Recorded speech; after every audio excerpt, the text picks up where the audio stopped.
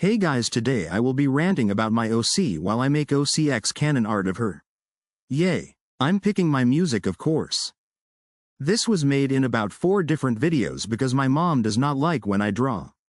Here is the base I am using. Credits to whoever made this. Here is the credits. So my OC's name is Suma Ryugoku. She is Aoi's younger sister. She is short and skinny for a Ryugoku, but she is just as strong as her sister. It is kind of like how Shinobu is strong, but her small structure makes it impossible to behead a demon. But since she does not need to use a sword, she is strong. But she thinks her sister views her as weak and a disappointment. It's actually the opposite. Her sister adores her but just has a hard time expressing her feelings properly. Suma joined Academy High a year after her sister. So after the incident happened with the delinquents. If you don't know what happened with the delinquents, I will make a video explaining it later. As far as places go, Suma hangs out around the furnace, near the delinquents. At first they low-key thought she was there to bully them or snitch on them to the student council. But once they realized she was just there to read and hide from people, they left her alone.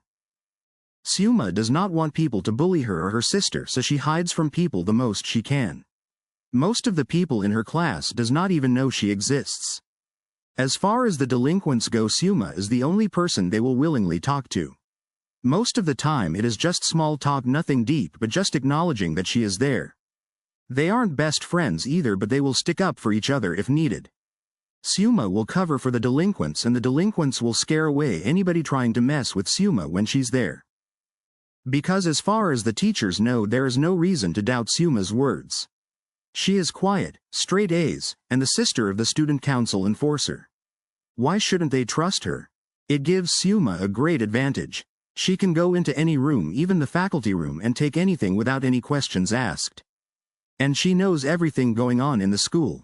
She is one of the only students that know Info-chan is not a myth. She hates Info-chan and thinks she is disgusting and wants to get Info-chan arrested, but she does not have enough evidence to support her claims.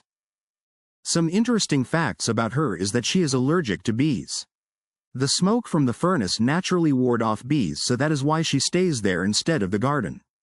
I'm still making more info about her, so that's all I have about her, but I'll just rant now about stuff and explain my art. I have for a long time had a bunch of ideas for Yan Dev. Because I feel like my OC could contribute to the game very well. Not just for show, but take away dynamics that Yan Dev is hated for in the first place.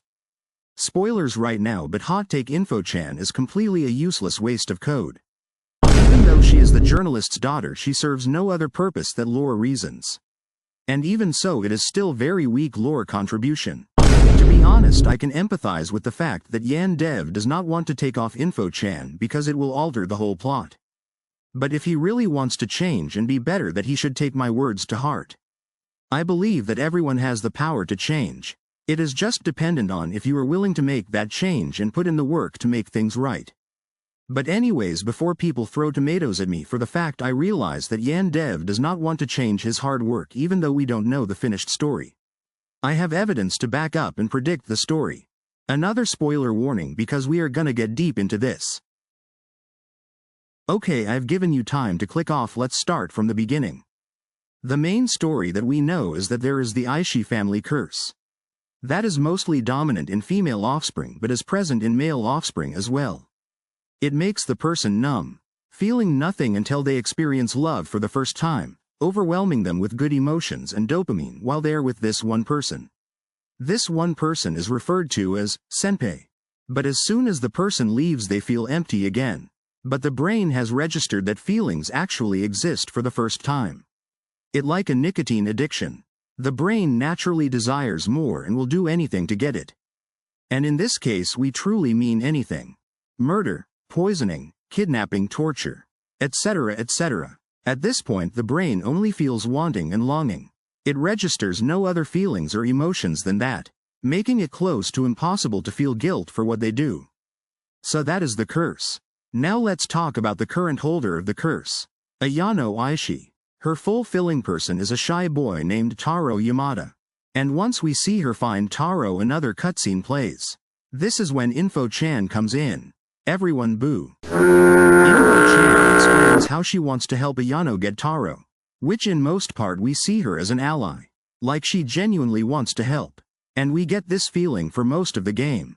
But one thing that has been around for all of the game is the tapes. So this actually gives her away early. This proves that Yan Dev had this story plot thought out throughout the game and that the journalist is for the most part not a desperate cover-up of teen panty shots. But I do not defend Yan Dev, I just state some facts. This video is about the plot, not about Yan Dev.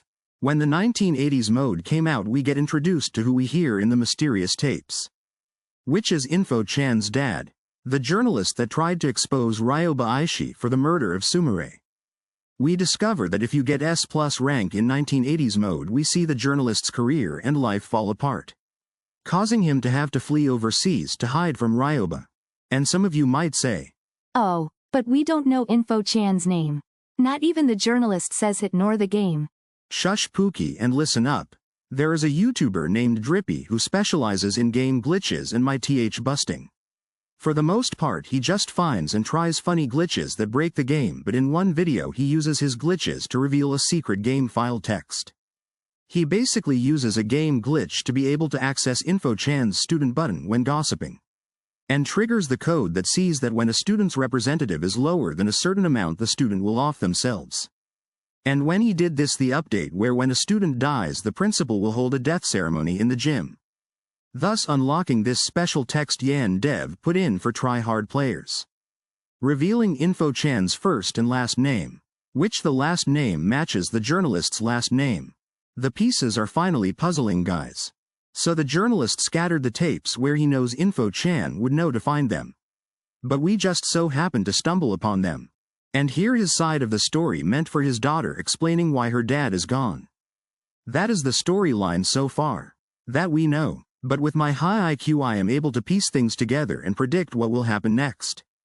Because Ayano's mom is the reason why Info-chan is fatherless. Info-chan is using Ayano to her advantage and will eventually turn on us to avenge her father. Info-chan has been the villain since the beginning. Taking Info-chan out would make the whole main storyline crumble as far as the future story goes. But everything made here would stay intact.